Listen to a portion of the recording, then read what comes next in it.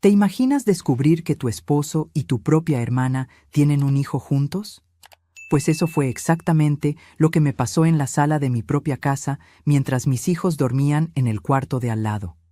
Hola mis queridos, soy Alicia, tengo 90 años hoy y estoy aquí para compartir con ustedes una historia que guardé por mucho tiempo. Antes de comenzar, me gustaría pedirles que den like a este video, se suscriban al canal Diario de la Abuela y comenten desde dónde están viendo. Su participación es muy importante para mí. Vamos allá. Era 1965. Yo tenía 30 años y creía tener una vida perfecta. Nací en 1935, en un pequeño pueblo de Jalisco, donde todos se conocían.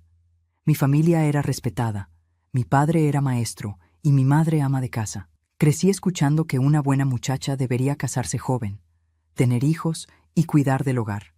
Y fue exactamente eso lo que hice. En 1958, a los 23 años, me casé con Carlos. Era un muchacho guapo, trabajador, de familia tradicional. Todos decían que teníamos todo para ser felices. Pronto tuvimos 2 hijos. Pedro nació en 1960 y Marina en 1962. Vivíamos en una buena casa que pertenecía a la familia de él. Carlos tenía una tienda en el pueblo. Vendía de todo un poco: telas, utensilios domésticos, herramientas. El negocio iba bien, éramos respetados en el pueblo. Mi madre enfermó en 1962. Sufrió un derrame que la dejó con dificultades para caminar y hablar. Aún así, mantenía aquella fuerza de espíritu que siempre admiré. Mi padre la cuidaba con todo el cariño, pero yo iba a visitarlos 3 veces por semana, siempre llevando a los niños. Era una rutina sagrada. Los lunes, miércoles y viernes, después de dejar a los niños en la escuela, pasaba por la casa de ellos, ayudaba a bañar a mi madre, a cambiar su ropa, hacía una comida diferente, después recogía a los niños de la escuela y volvía a casa. Fue en 1963 que mi hermana Mariana entró definitivamente en nuestra historia. Mariana era 5 años menor que yo, acababa de cumplir 25 años. Ella siempre fue muy diferente a mí. Yo era la correcta, la responsable, mientras ella siempre fue más atrevida, soñadora. Mariana había ido a la Ciudad de México a buscar la vida. Quería ser independiente, trabajar fuera, cosas que en aquella época no eran bien vistas para una muchacha de familia. Pero acabó perdiendo su empleo y volvió a nuestro pueblo sin tener dónde quedarse. Fue cuando le ofrecí nuestra casa. «Quédate con nosotros hasta que te estabilices», le dije, sin imaginar lo que vendría. Carlos, siempre tan generoso, o así lo pensaba yo, estuvo de acuerdo inmediatamente. «Tu hermana es bienvenida por el tiempo que necesite», dijo, y recuerdo haber sentido tanto orgullo del marido comprensivo que tenía. Mariana se instaló en el cuarto de huéspedes. Al principio, todo parecía ir bien. Ella ayudaba con los niños, con la casa, a veces acompañaba a Carlos hasta la tienda para ayudar con los clientes.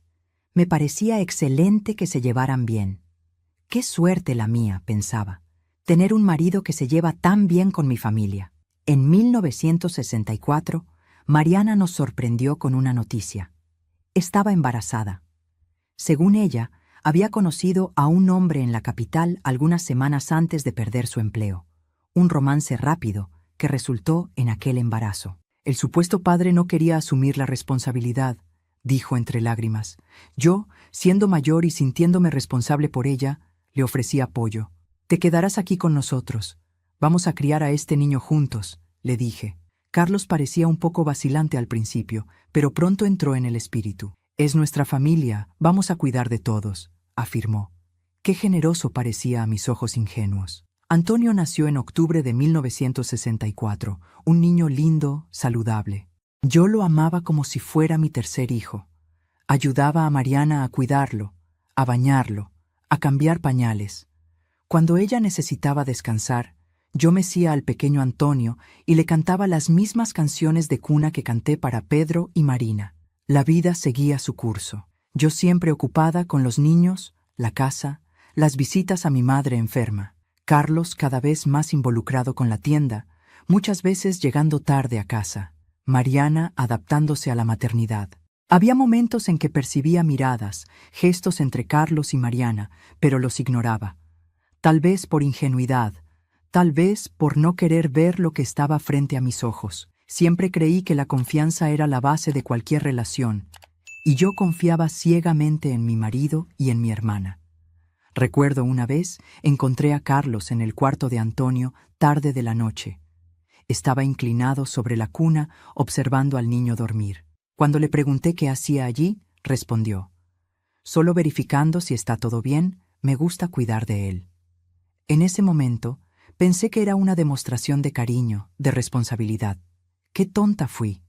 En junio de 1965 vino la revelación que cambiaría mi vida para siempre. Era un jueves, había salido a visitar a una amiga. Una tormenta fuerte comenzó de repente y decidí volver a casa más temprano. La electricidad había sido cortada por la tormenta. Entré silenciosamente por la puerta de la cocina para no asustar a los niños en caso de que estuvieran durmiendo. La casa estaba iluminada solo por algunas velas. Al pasar por el pasillo que llevaba a los cuartos, escuché voces provenientes del cuarto de Mariana. La puerta estaba entreabierta, y por un impulso que no sé explicar, me detuve para escuchar. «No podemos continuar así», era la voz de Carlos. «Necesitamos encontrar una manera de estar juntos, tú, yo y nuestro hijo». ¿Nuestro hijo? Mi corazón se detuvo. Me quedé paralizada allí, en el pasillo oscuro. ¿Pero y Alicia? La voz de Mariana sonaba preocupada. «Es mi hermana, ha sido tan buena conmigo, para nosotros». «Lo sé», respondió Carlos, «pero no podemos vivir en esta mentira para siempre. Antonio es mi hijo, y un día va a preguntar sobre su padre». En aquel momento, el mundo se derrumbó.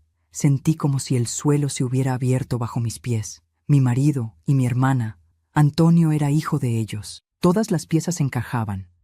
Las llegadas tardías de Carlos, las miradas, la facilidad con que aceptó el embarazo misterioso de Mariana, el cariño especial por Antonio. No recuerdo cómo logré alejarme de aquella puerta sin hacer ruido. Salí de casa nuevamente bajo la lluvia fuerte y caminé hasta la iglesia. Me senté en el último banco, empapada, temblando. No sé si de frío o de shock. Permanecí allí por horas, tratando de procesar la traición doble que había descubierto. Aquella noche, cuando finalmente volví a casa, todos ya estaban durmiendo. Me acosté al lado de Carlos, el hombre que amaba y que me había traicionado de la peor manera posible, y fingí dormir. En realidad, pasé toda la noche despierta, planeando lo que haría. Durante una semana entera mantuve el secreto. Actuaba normalmente, como si nada hubiera ocurrido. Observaba a Carlos y Mariana, notando ahora todas las señales que antes ignoraba. Un toque de manos aparentemente accidental, una mirada prolongada, el parecido entre Carlos y Antonio que nunca había notado antes, el mismo formato de ojos, la misma barbilla. Durante esa semana encontré las pruebas. Busqué entre las cosas de Carlos y descubrí cartas escondidas en un libro de contabilidad, cartas de amor entre ellos, hablando sobre su hijo, sobre planes para el futuro. Leí cada una de ellas, sintiendo mi corazón hacerse pedazos aún más, si es que eso era posible. El domingo siguiente tomé mi decisión. Como siempre, teníamos el tradicional almuerzo familiar. Mis padres venían a nuestra casa. Mi madre, incluso con su salud frágil, no perdía estos encuentros. Los padres y hermanos de Carlos también estaban presentes. Era la ocasión perfecta. Después que todos terminaron de comer, me levanté. Mis manos temblaban, pero mi voz estaba sorprendentemente firme cuando pedí la atención de todos. «Tengo un anuncio importante que hacer», comencé. El silencio cayó sobre la mesa. Todos los ojos se volvieron hacia mí. Descubrí algo que necesita ser compartido con todos ustedes. Entonces, calmadamente, relaté lo que había descubierto. Describí la conversación que oí, mostré las cartas que había encontrado. Mientras hablaba, observaba los rostros alrededor de la mesa. El shock, la incredulidad, el horror. Carlos se puso pálido. Intentó negar, claro. «Alicia, estás inventando cosas. Esto es absurdo. Yo nunca...» Pero antes de que pudiera continuar, Mariana, entre lágrimas, lo interrumpió. «Basta de mentiras, Carlos», dijo ella con la voz entrecortada. «No podemos seguir negando». Se volvió hacia mí y hacia los demás. «Sí, es verdad.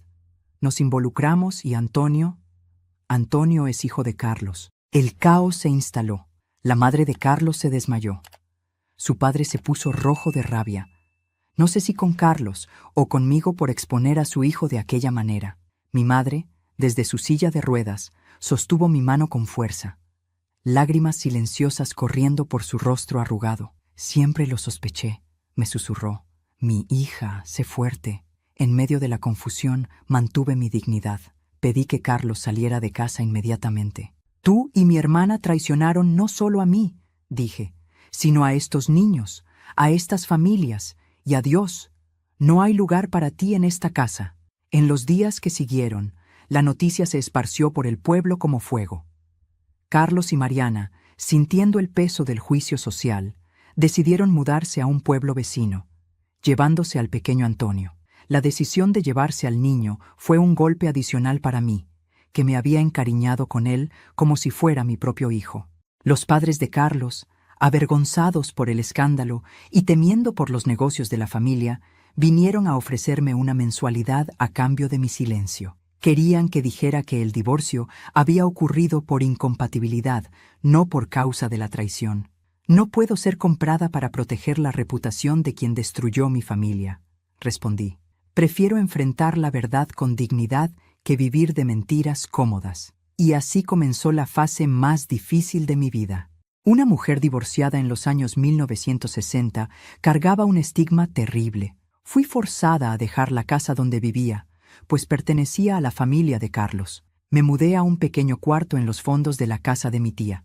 La gente me evitaba en las calles. Las mujeres casadas me veían como una amenaza. Los chismes me seguían por donde pasaba. Lo peor estaba por venir. Carlos, usando su influencia en el pueblo y alegando que yo no tenía condiciones financieras para criar a los niños adecuadamente, consiguió la custodia de Pedro y Marina. El juez, amigo de la familia de él, ni siquiera dudó en su decisión. Yo tenía derecho a visitas quincenales, siempre supervisadas por alguien de la familia de él. Perder a mis hijos fue como morir por dentro.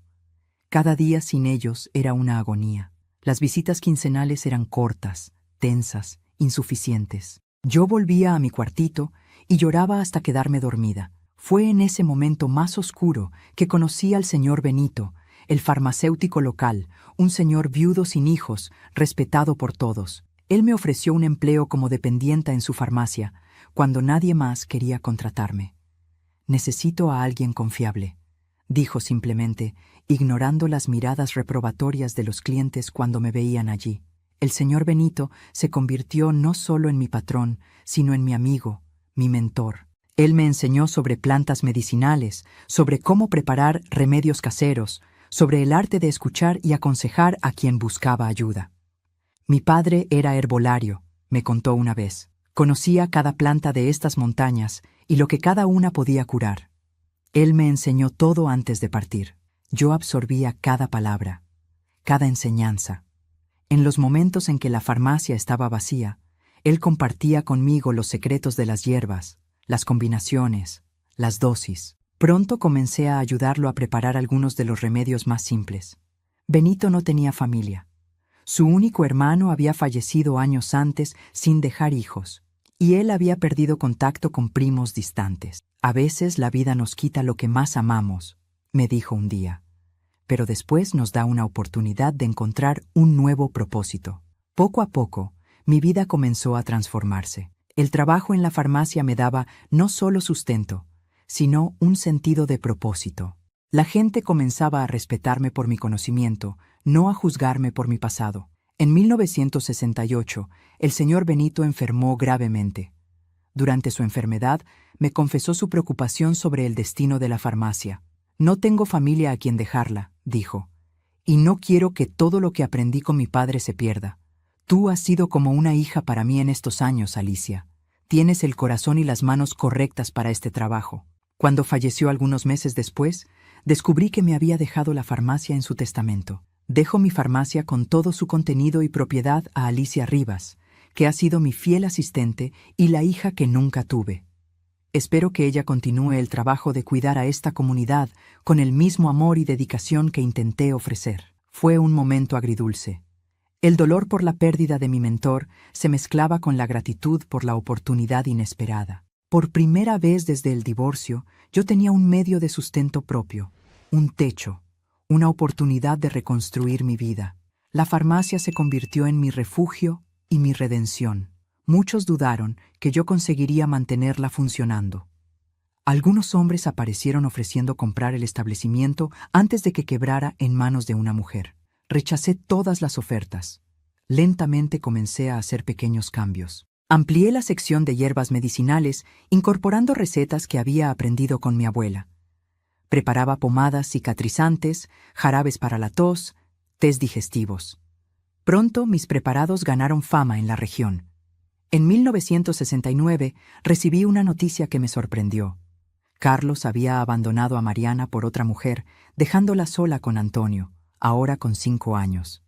Sin tener a dónde ir, mi hermana volvió a la casa de nuestros padres. El pueblo que antes me juzgaba ahora tenía un nuevo blanco para sus lenguas afiladas. Contra todas las expectativas, fui yo quien extendió la mano a Mariana. No por perdón, la herida era demasiado profunda, sino por una mezcla de compasión cristiana y, confieso, cierta satisfacción en verla necesitando de mí. Le ofrecí un empleo en la farmacia, limpiando el local en las primeras horas de la mañana.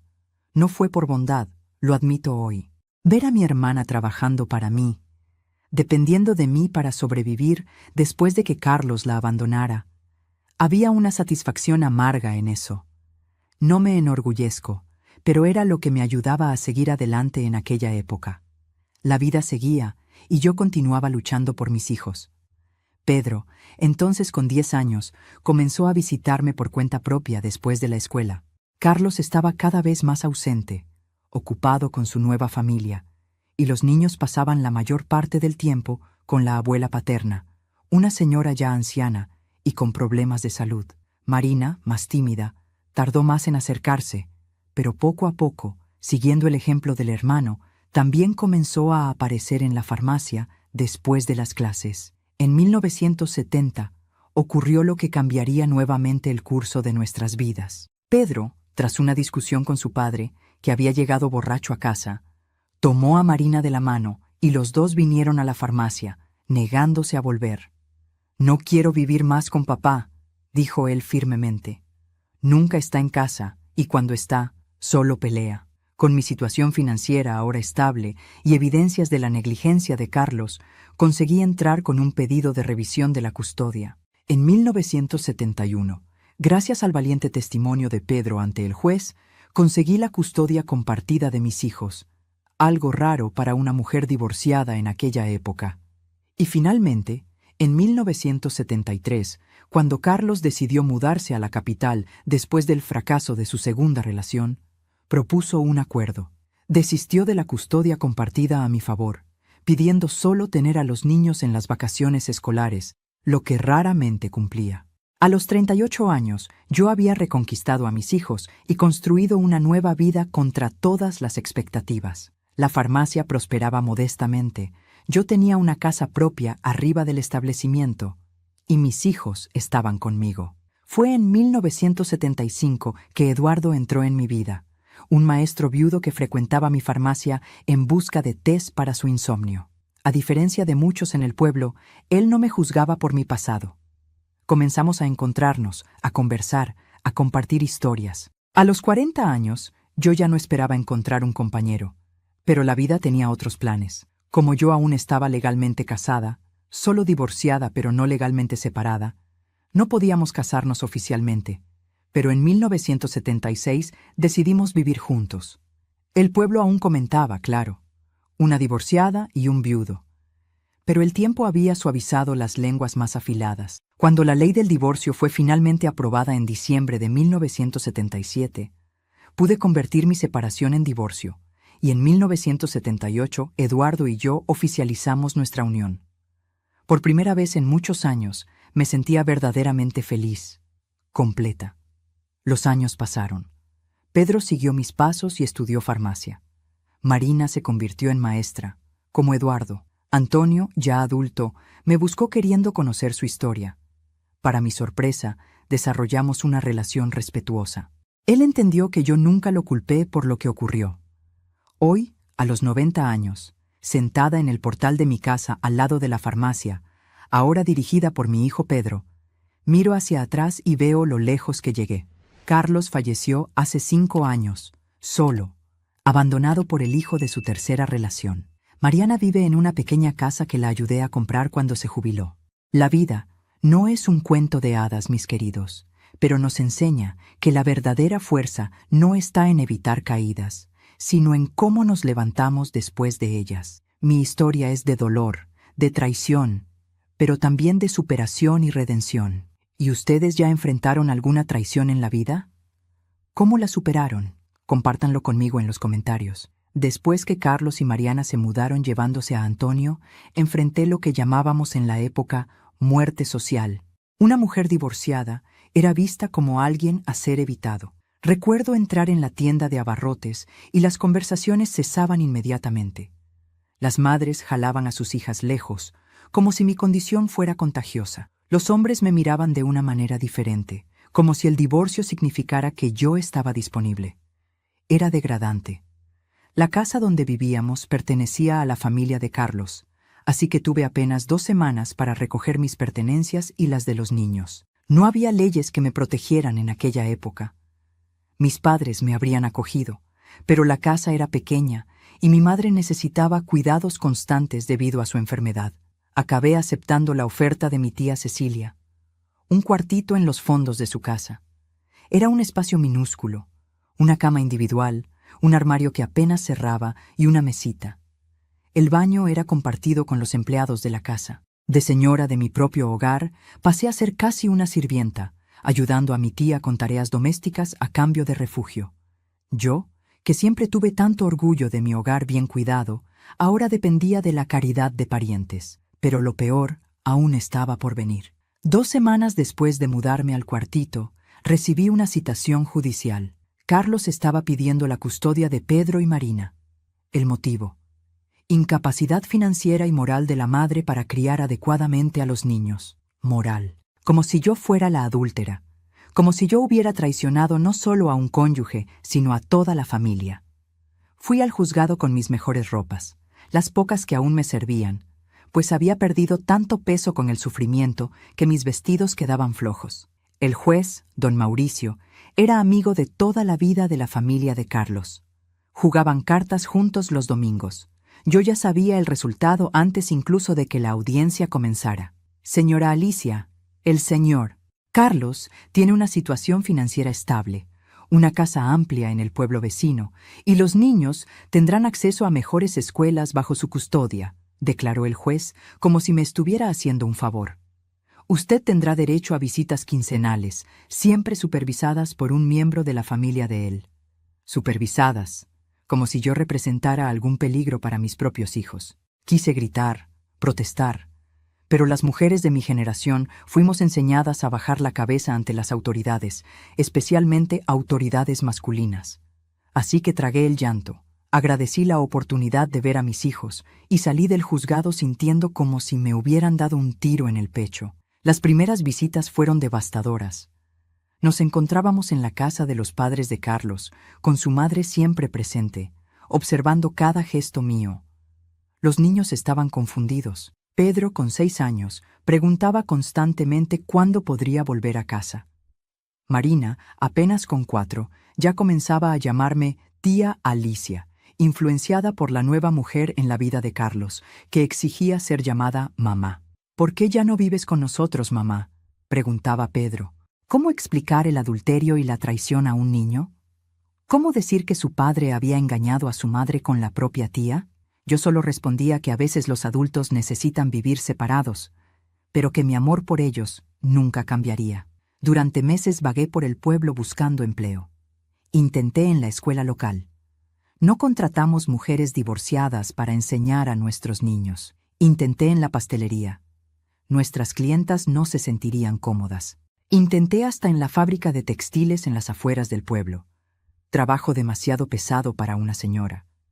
En todos los lugares, la misma excusa mal disfrazada. Nadie quería una mujer divorciada cerca. Fue cuando el señor Benito, el farmacéutico, entró en mi vida como un rayo de esperanza. Recuerdo aquel día como si fuera ayer. Había ido a la farmacia a comprar un medicamento para dolor de cabeza. No dormía bien desde hacía semanas. El señor Benito, un señor de casi 70 años, me observó por encima de los lentes mientras yo contaba las monedas para pagar. «Alicia, pareces exhausta», comentó. «Estoy buscando a alguien para ayudarme aquí en la farmacia. Alguien confiable que aprenda rápido. ¿Interesada?» Mi corazón se aceleró. Un empleo, una oportunidad. Acepté inmediatamente sin ni siquiera preguntar cuánto ganaría. Cualquier cosa sería mejor que la dependencia de la caridad ajena. Al día siguiente comencé como dependienta. Algunos clientes arrugaron la nariz al verme allí. Una señora incluso dijo lo suficientemente alto para que yo oyera. «Ahora ni medicina podemos comprar en paz con ciertas personas trabajando aquí». El señor Benito, sin embargo, se mantuvo firme. «Alicia es mi empleada y tiene mi total confianza. Quien no se sienta cómodo puede buscar la farmacia en el próximo pueblo». La adaptación no fue fácil. Nunca había trabajado fuera antes. Confundía los nombres de los medicamentos. Tenía dificultad para hacer cálculos rápidos. Pero el señor Benito tenía una paciencia infinita. Poco a poco fui aprendiendo, y más que eso, fui descubriendo un mundo que desconocía. Mi padre era herbolario. Me contó el señor Benito cierta tarde mientras me enseñaba a preparar una infusión. Conocía cada planta de estas sierras. Antes de que los médicos llegaran a esta región, era a él a quien la gente recurría. Él me enseñó todo. Y ahora quiero pasar ese conocimiento. Yo absorbía cada palabra. Fascinada. Teníamos una conexión especial. Él había perdido a su esposa en el parto de su único hijo, que tampoco sobrevivió. Yo había perdido a mi familia por una traición. Éramos dos almas heridas que encontraron consuelo en el conocimiento, en el trabajo, en el arte de cuidar a los demás. En las horas libres, el señor Benito me prestaba sus libros antiguos sobre plantas medicinales. Yo los estudiaba por la noche, a la luz de velas, en mi cuartito. Anotaba todo en cuadernos, complementaba con recetas que mi abuela me había enseñado. Era como si un nuevo mundo se abriera para mí, un mundo donde yo tenía valor, donde mi conocimiento importaba más que mi estado civil. Mientras tanto, las visitas quincenales a mis hijos se volvían cada vez más dolorosas. Carlos se había establecido con su nueva mujer, Verónica, en el pueblo vecino. Los niños pasaban la mayor parte del tiempo con la abuela, pues Carlos estaba siempre ocupado con la tienda y Verónica no tenía paciencia con hijos que no eran suyos. Un domingo llegué para la visita y encontré a Pedro con un moretón en el brazo. Cuando pregunté qué había pasado, él bajó los ojos. «Me caí del árbol», murmuró. «Pero conocía a mi hijo, estaba mintiendo». Más tarde, cuando estábamos solos, insistí. Con lágrimas en los ojos, confesó. «Papá se enojó porque derramé jugo en la alfombra nueva. Me agarró fuerte y me empujó». Mi sangre hirvió. Fui a pedir explicaciones a Carlos, que negó todo. «El niño es mentiroso, igual que la madre», dijo él frente a los niños. Pedro se agarró a mis piernas llorando. Marina se escondió detrás del sofá. «Esto no se va a quedar así», prometí, más para mí misma que para Carlos. Pero, ¿qué podía hacer? ¿Qué juez le daría oídos a una mujer divorciada contra un comerciante respetable del pueblo? La respuesta vino a través del señor Benito. Al verme llorar en la farmacia al día siguiente, me preguntó qué había ocurrido. Le conté todo. «Hija mía», dijo él, «siempre me llamaba así, aunque solo fuéramos amigos. Necesitas ser estratégica si quieres a tus hijos de vuelta. Necesitas construir una vida estable primero, probar que tienes condiciones de criarlos adecuadamente». Sus palabras me dieron un nuevo propósito. Comencé a ahorrar cada centavo. Trabajaba horas extras en la farmacia. Los domingos, cuando no estaba con los niños, preparaba pomadas caseras que vendía discretamente para complementar los ingresos. En 1968, 3 años después del divorcio, el señor Benito enfermó gravemente. «Neumonía», dijeron los médicos. A los 73 años, su cuerpo no respondía bien a los tratamientos. Durante su internación, asumí completamente la farmacia. Ya conocía cada frasco, cada hierba, cada cliente. Una tarde, él pidió que me sentara al lado de su cama en el hospital. Su voz estaba débil, pero sus ojos tenían un brillo determinado. Alicia, dijo, sosteniendo mi mano, no tengo familia para dejar mi legado. Mi único hermano falleció sin hijos. Mis primos están distantes hace décadas. Tú has sido como una hija para mí en estos años. Quiero que la farmacia sea tuya cuando yo parta. Protesté.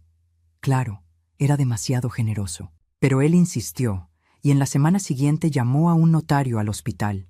Hizo su testamento dejándome la farmacia con todo su contenido y la propiedad.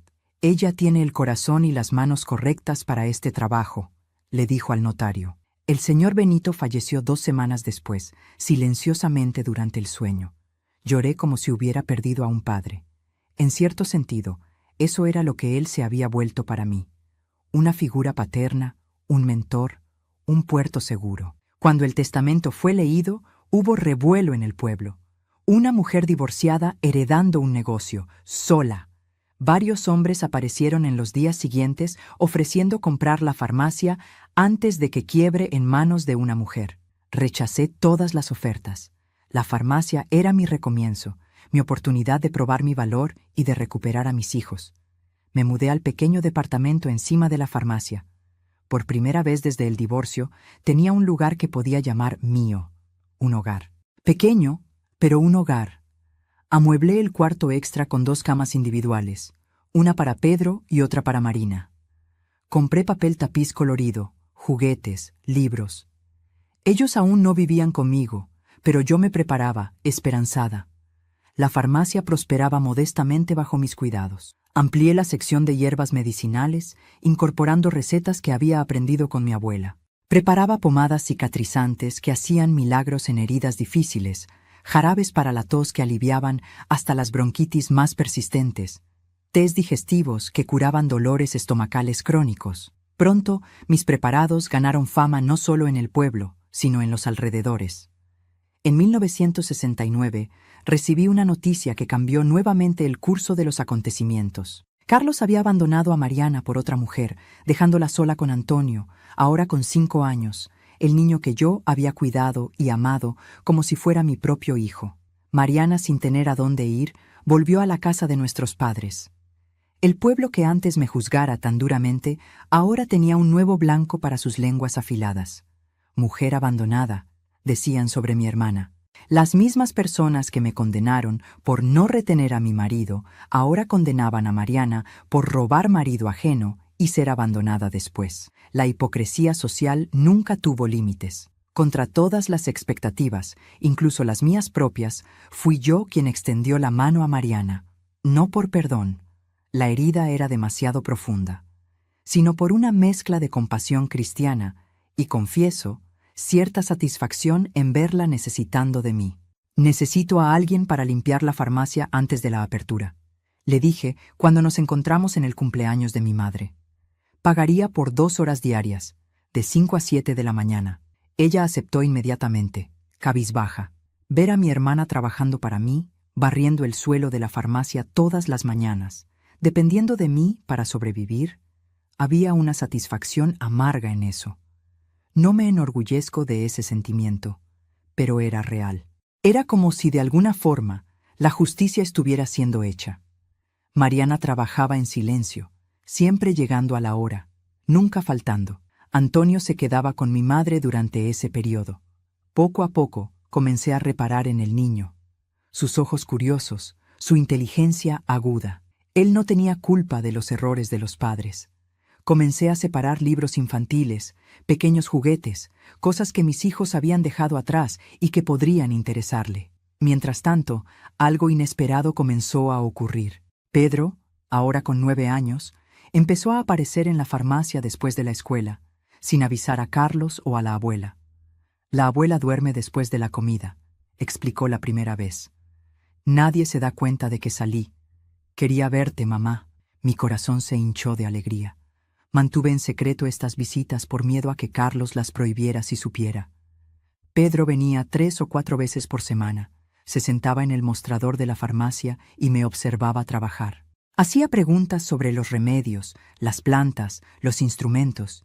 Tenía una curiosidad natural por la ciencia que me recordaba al señor Benito. Marina, más tímida, tardó más en aparecer. Pero un día Pedro la trajo de la mano. Ella también estaba con ganas, dijo él simplemente. Poco a poco, los niños fueron acostumbrándose a pasar las tardes conmigo en la farmacia.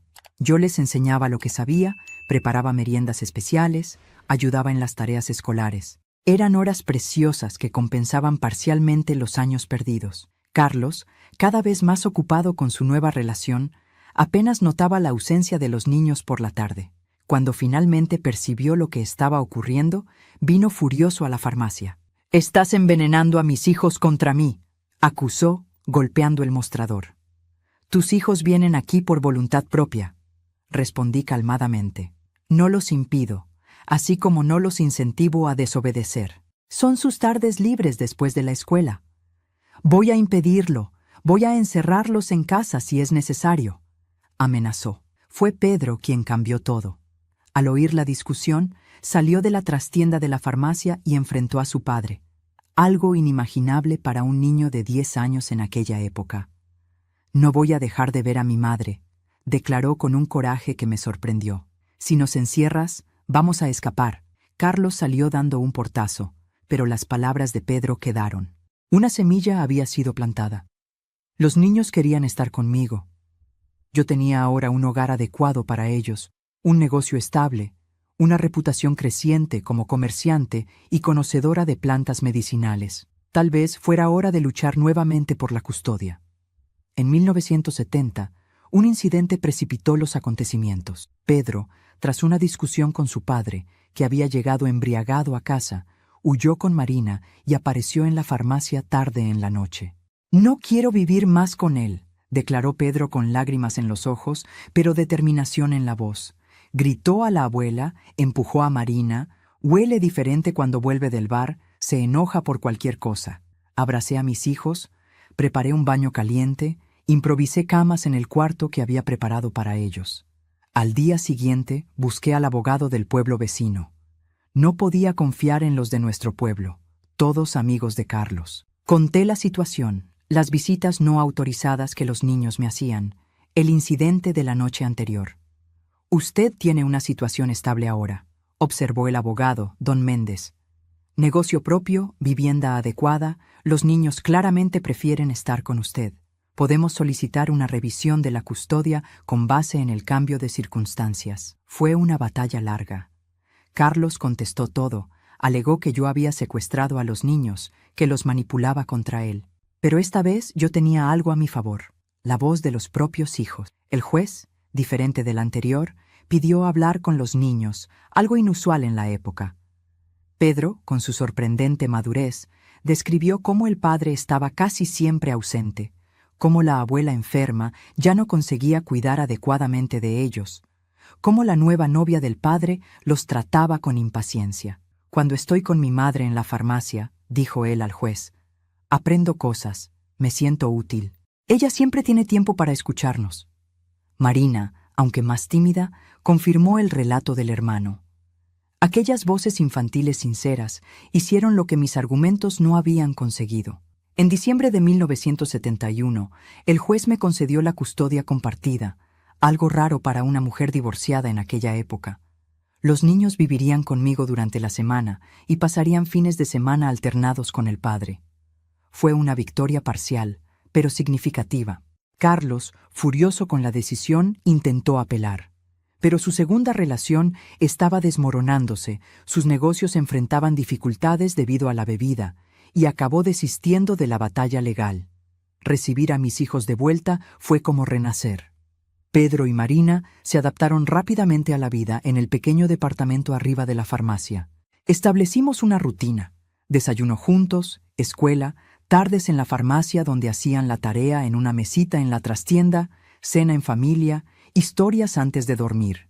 Simple, pero era nuestro mundo reconstruido. En 1973, Carlos anunció que se mudaría a la capital después del fracaso de su segunda relación. Propuso un acuerdo. Renunciaría a la custodia compartida a mi favor siempre que pudiera llevar a los hijos a pasar las vacaciones escolares con él. Acepté, percibiendo que él estaba más interesado en recomenzar su vida sin las cargas de la paternidad diaria. Así, finalmente, a los 38 años, conseguí lo que parecía imposible años antes, la custodia total de Pedro y Marina. Mi familia estaba reunida nuevamente bajo nuestro propio techo. La farmacia prosperaba. Yo había conquistado respeto en la comunidad, y los fantasmas del pasado comenzaban a disiparse. Cuando miro hacia atrás, hacia aquellos años de lucha, aún me emociono. Cada obstáculo parecía insuperable, cada derrota definitiva. Pero la persistencia y el amor por mis hijos me dieron fuerzas que ni sabía que poseía. Nada fue fácil, mis queridos. Nada fue dado. Cada paso fue conquistado con lágrimas, trabajo duro y la determinación feroz de una madre que se negaba a desistir de sus hijos. 1973 fue un año de recomienzos. Pedro, con 13 años, y Marina, con 11, vivían finalmente conmigo a tiempo completo. Nuestra rutina era simple pero armoniosa. Las mañanas comenzaban temprano. A las 6 ya estábamos todos de pie. Preparaba un desayuno sustancioso para los niños, siempre con pan casero que horneaba los domingos. Después ellos iban a la escuela mientras yo abría la farmacia. Por la tarde, cuando volvían, me ayudaban entre una tarea y otra. Pedro ya demostraba un interés genuino por la farmacia. Observaba atentamente mientras yo preparaba las mezclas. Hacía preguntas perspicaces sobre las propiedades de las plantas. Marina, aunque menos interesada en los remedios, tenía un talento especial para organizar los estantes y atender a los clientes. Su dulzura natural conquistaba hasta a los más gruñones. Mi madre falleció ese mismo año, después de años luchando contra las secuelas del derrame. Fue una pérdida dolorosa, pero también un alivio verla finalmente en paz, libre del cuerpo que se había vuelto una prisión. En su lecho de muerte, sostuvo mi mano y susurró: «Me enorgulleces, hija». Mostró una fuerza que nunca supe que tenía. Aquellas palabras fueron un bálsamo para mí. Mi madre, de una generación que veía el matrimonio como un compromiso inviolable independientemente de las circunstancias, había entendido y respetado mi lucha. Con su partida, sentí que un capítulo se cerraba. Había sobrevivido a lo peor: la traición, el divorcio, la pérdida de los hijos, el estigma social, y estaba reconstruyendo mi vida ladrillo por ladrillo. La farmacia prosperaba modestamente. Nunca me haría rica con ella, pero teníamos lo suficiente para una vida cómoda. Mis remedios caseros ganaban cada vez más fama en la región. Personas venían de pueblos vecinos buscando la pomada milagrosa de Doña Alicia para heridas difíciles, el jarabe de Doña Alicia para bronquitis persistentes. El conocimiento que el señor Benito me transmitió, sumado a las recetas de mi abuela y a lo que yo misma descubría en mis experimentos, había creado un pequeño tesoro de fórmulas eficaces. Me sentía realizada profesionalmente, plena como madre, pero había un vacío que ni siquiera el trabajo o el amor por los hijos llenaba completamente. A veces, cuando los niños ya estaban durmiendo, me sentaba en el pequeño balcón del departamento y observaba a las parejas que paseaban tomadas de la mano por la plaza. Sentía una punzada de soledad. A los 38 años, consideraba esa parte de mi vida cerrada.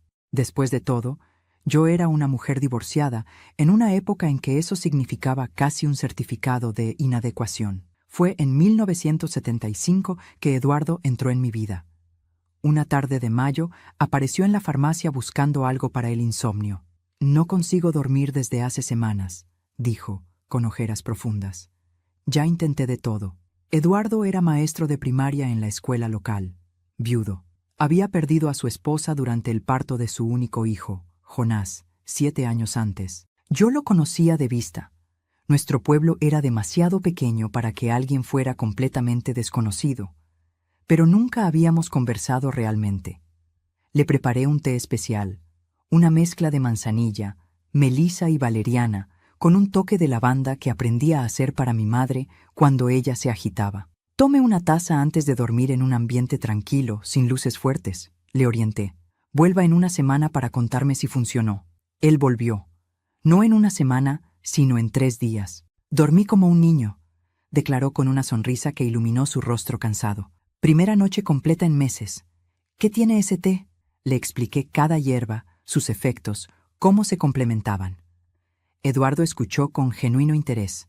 Cuando terminé, me preguntó, ¿puedo llevar más? Y tal vez usted podría enseñarme a prepararlo para no necesitar molestarla cada vez. Acordamos una clase para el domingo siguiente, único día en que la farmacia cerraba. Él apareció puntualmente a las 2 de la tarde, trayendo una caja de dulces caseros hechos por su madre. Pedro y Marina, curiosos con la visita inusual, se unieron a nosotros en la pequeña cocina del departamento. Aquella tarde transcurrió en una atmósfera ligera que yo no experimentaba desde hacía años. Eduardo tenía un modo tranquilo de hablar, una risa fácil. Los niños lo adoraron inmediatamente, especialmente cuando comenzó a contar historias sobre sus alumnos. Su hijo Jonás, entonces con 12 años, era compañero de clase de Marina. Debería venir a cenar con nosotros cualquier día. Lo invité impulsivamente cuando estaba saliendo. Traiga a Jonás, a los niños les gustaría la compañía. Eduardo aceptó, y aquella cena fue la primera de muchas. Poco a poco, casi sin darnos cuenta, formamos una especie de familia extendida.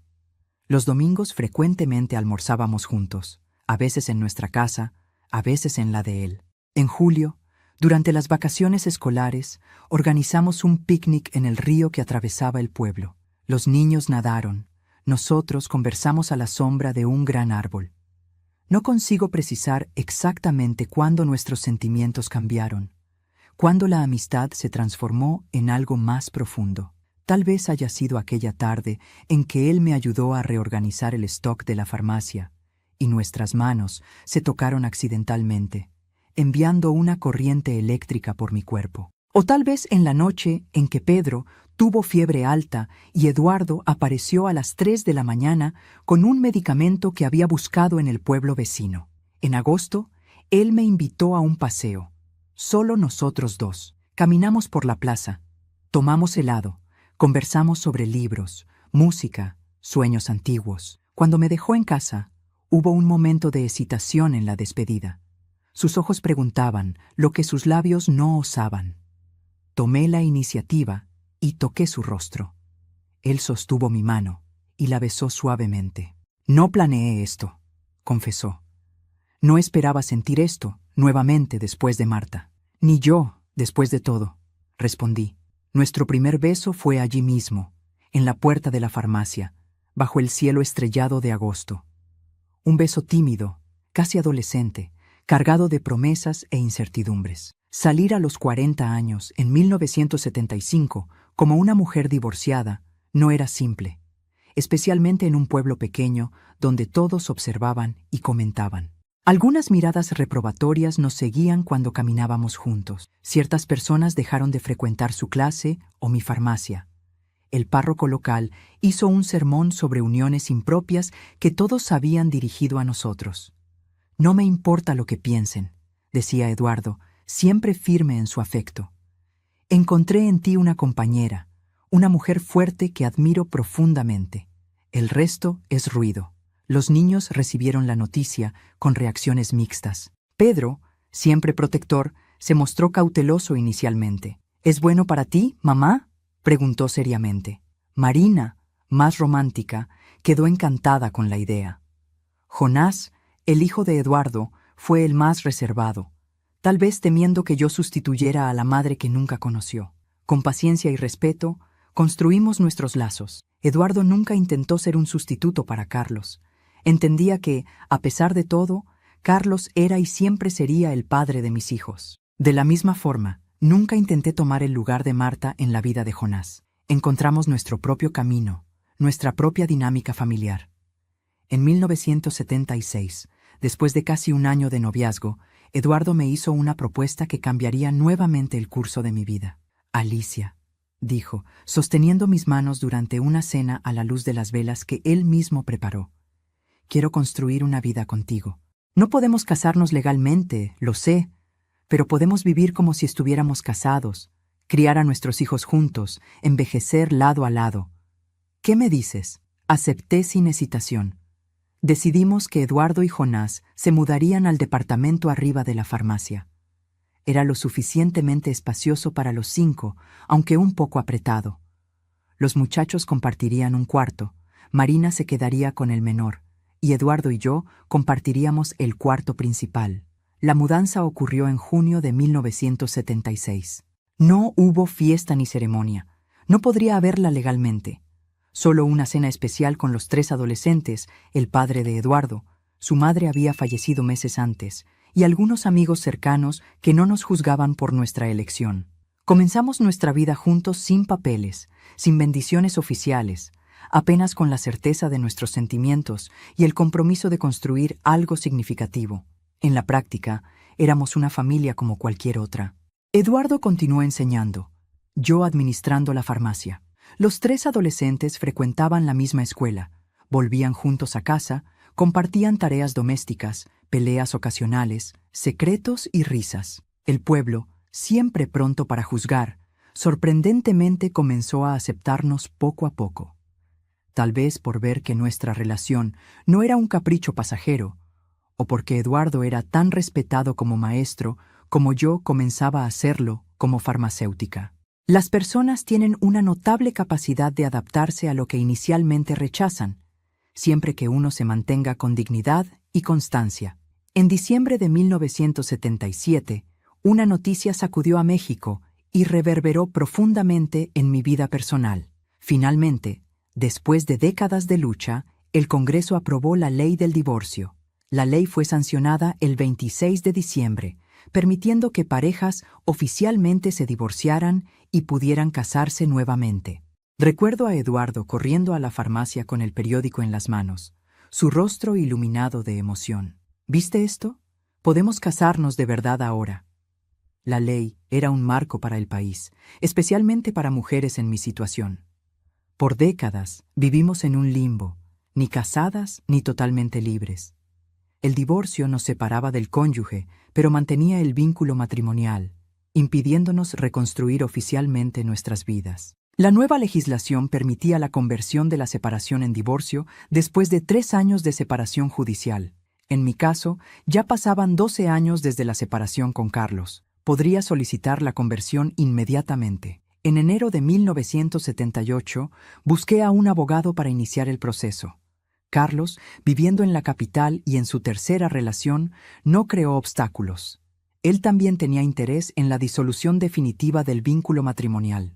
El proceso llevó algunos meses, pero en mayo de 1978 recibí finalmente los papeles del divorcio. Era oficialmente una mujer divorciada y libre para casarme nuevamente. Aquel documento representaba mucho más que el fin legal de un matrimonio que en la práctica ya había terminado hace más de una década. Representaba mi liberación completa, la posibilidad de recomenzar sin ataduras, sin el estigma permanente que la separación cargaba. Eduardo y yo comenzamos inmediatamente a planear nuestra boda. Optamos por una ceremonia simple en el civil, seguida de una pequeña recepción en casa. No queríamos nada grandioso, ya no éramos jóvenes, y lo que celebrábamos no era un inicio, sino la oficialización de algo que ya existía y florecía. Nuestra fecha fue marcada para el 15 de julio de 1978. Una semana antes recibí una carta inesperada. Era de Mariana, mi hermana, que continuaba trabajando en la farmacia, pero con quien mantenía apenas una relación cordial y distante. Pedía conversar en privado. Nos encontramos en la mañana siguiente antes de la apertura de la farmacia. Ella parecía nerviosa. Evitaba mi mirada. Finalmente, después de algunos minutos de conversación superficial, llegó al punto. «Sé que te vas a casar», dijo. «Y sé que no lo merezco, pero me gustaría estar presente. Quiero verte feliz, Alicia. Después de todo lo que causé, es lo mínimo que puedo desear». Fue la primera vez que Mariana mencionó directamente el pasado desde que volvió al pueblo. Durante todos aquellos años trabajando para mí, nunca tocó el asunto. Nunca pidió perdón explícitamente, y yo nunca lo exigí. Trabajábamos en un silencio tácito, un acuerdo no verbalizado de coexistencia. Miré a mi hermana, los cabellos ya comenzando a mostrar hilos grises, las manos callosas de trabajo, los ojos que cargaban una tristeza permanente. No sentí el odio que esperaba sentir, ni siquiera la satisfacción amarga que solía acompañarme cuando la veía limpiando la farmacia. «Puedes venir», respondí simplemente. No era perdón completo. Algunas heridas son demasiado profundas para cicatrizar totalmente. Pero era un paso en dirección a algún tipo de paz. La boda ocurrió en una tarde soleada de sábado. Comparecieron apenas amigos cercanos y familia. Mi padre, ya anciano pero lúcido. Mariana, discreta en un rincón. Los padres de Eduardo, algunos colegas maestros de él. Clientes que se habían vuelto amigos a lo largo de los años. Los 3 adolescentes participaron activamente. Pedro, a los 18 años, fue el padrino. Marina, con 16, y Jonás, con 15, organizaron una sorpresa musical, una canción que ensayaron durante semanas. Cuando Eduardo y yo dijimos sí el uno al otro, no eran apenas 2 personas uniéndose, sino 2 familias que ya habían aprendido a ser una sola. El juez, el mismo que me había concedido la custodia de mis hijos años antes, parecía genuinamente feliz por nosotros. «Es bueno ver finales felices en mi trabajo», comentó él durante la ceremonia, especialmente cuando vienen después de jornadas tan difíciles. La pequeña recepción en nuestro departamento se extendió por la noche. Comida abundante, música, risas. En determinado momento, percibí a Carlos parado en la acera frente al edificio, observando las luces y el movimiento. Nuestras miradas se cruzaron brevemente a través de la ventana. Él hizo un gesto casi imperceptible con la cabeza y se alejó. Nunca supe si aquello fue un pedido de disculpas, una despedida o apenas curiosidad. Ya no importaba. Aquella noche marcó el verdadero cierre de un ciclo doloroso y el inicio oficial de una nueva fase. Eduardo y yo no tendríamos una luna de miel tradicional. La farmacia no podía quedar cerrada por mucho tiempo y los adolescentes necesitaban supervisión. Pero tomamos algunos días para visitar un pueblo histórico cercano, mientras mi padre se quedaba con los jóvenes. De vuelta a la rutina, nuestra vida poco cambió en la práctica. Ya vivíamos como familia hacía casi 2 años. La diferencia estaba más en el aspecto social y legal. No éramos más aquella pareja irregular, sino los Rojas. Yo había adoptado el apellido de Eduardo, como era costumbre en la época. Invitaciones para eventos sociales comenzaron a llegar con más frecuencia. Personas que antes nos evitaban, ahora nos saludaban en la iglesia o en la plaza. Irónicamente, la legalización de nuestra unión nos volvió más respetables a los ojos de la sociedad, aunque éramos exactamente las mismas personas, con los mismos valores y sentimientos. Esa hipocresía social nunca dejó de intrigarme, pero aprendí a navegar por ella sin amargura. Los años siguientes trajeron sus propias alegrías y desafíos. Pedro decidió estudiar farmacia en la capital. Un orgullo inmenso para mí ver a mi hijo siguiendo mis pasos por elección propia. Marina se interesó por la enseñanza, inspirada por Eduardo. Jonás, después de algunas vacilaciones, optó por la ingeniería. Verlos crecer, hacer sus elecciones, construir sus caminos, era la mayor recompensa que podría tener. Eduardo y yo envejecimos juntos, como habíamos prometido. No sin conflictos ocasionales. ¿Qué relación no los tiene? Pero siempre con respeto, comprensión y aquel amor tranquilo que se construye día a día en las pequeñas gentilezas, en las conversaciones nocturnas, en el apoyo silencioso en los momentos difíciles. Hoy, cuando miro hacia atrás, hacia aquella época, no puedo dejar de pensar en cómo la ley del divorcio cambió la vida de tantas mujeres como yo. No apenas por permitir nuevos matrimonios, sino por restaurar nuestra dignidad, nuestro derecho de recomenzar sin cargar para siempre el peso de decisiones pasadas o errores que no fueron nuestros. El divorcio, que tantos temían que destruiría la familia mexicana, en verdad permitió la formación de nuevas familias basadas no en la obligación o en las apariencias, sino en el afecto verdadero y en la elección consciente de estar juntos. La década de 1980 llegó trayendo vientos de cambio para México y para mi vida personal. El país respiraba los primeros aires de apertura política después de años de dominio del PRI. Había una sensación de esperanza en el aire, de posibilidades renovadas que, de alguna forma, hacía eco en mi propia trayectoria. En 1980, Pedro retornó de la capital después de concluir su curso de farmacia. A los 20 años, tenía el entusiasmo de la juventud combinado con un conocimiento técnico que yo, autodidacta, nunca tuve formalmente. Cuando me propuso una sociedad en la farmacia, sentí un orgullo indescriptible. «Quiero modernizar algunas cosas, mamá», dijo, con aquel brillo en la mirada que me recordaba tanto al señor Benito. «Pero sin perder la esencia de lo que construiste.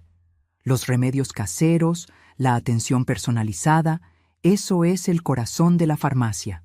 Trabajando lado a lado con mi hijo, aprendí tanto como enseñé. Pedro trajo conocimientos científicos actualizados. Yo contribuía con la experiencia práctica acumulada en años atendiendo a la comunidad. Él respetaba mi conocimiento sobre hierbas medicinales y fórmulas tradicionales, mientras yo me abría a las novedades que él traía. Era una sociedad perfecta. Marina, por su parte, siguió el camino de la enseñanza, inspirada por Eduardo. Se graduó en 1982 y pronto consiguió un puesto como maestra en la misma escuela donde su padrastro enseñaba desde hacía décadas. Verla con sus primeros alumnos, tan dedicada y amorosa, me traía una alegría serena. Mi hija había heredado lo mejor de mí: la determinación, la capacidad de recomenzar sin cargar mis cicatrices. Jonás, el hijo de Eduardo, optó por la ingeniería civil y se mudó a la capital en 1981. Sentí su ausencia, pues en mi corazón él era tan hijo como Pedro y Marina, pero me alegraba verlo forjando su propio camino. Nos visitaba regularmente en los días festivos y vacaciones, siempre trayendo historias de la gran ciudad que nos fascinaban. Nuestra vida familiar había encontrado un ritmo tranquilo y gratificante. Eduardo y yo, ahora oficialmente casados desde hacía años, compartíamos la rutina con la intimidad confortable de las parejas que se conocen profundamente. Él, acercándose a la jubilación como maestro, dedicaba más tiempo a la lectura y al cultivo de un pequeño jardín de hierbas en la parte trasera de la farmacia, proyecto que habíamos iniciado juntos y que se había convertido en su pasión. Carlos raramente aparecía en nuestras vidas. Supe por Marina, que aún mantenía algún contacto con él, que su tercera relación también había fracasado. Vivía ahora solo en la capital, donde administraba una pequeña tienda de materiales de construcción muy lejos del comerciante próspero que había sido. En cuanto a Mariana, nuestra relación había evolucionado hacia una cordialidad respetuosa. Ya no trabajaba más en la farmacia.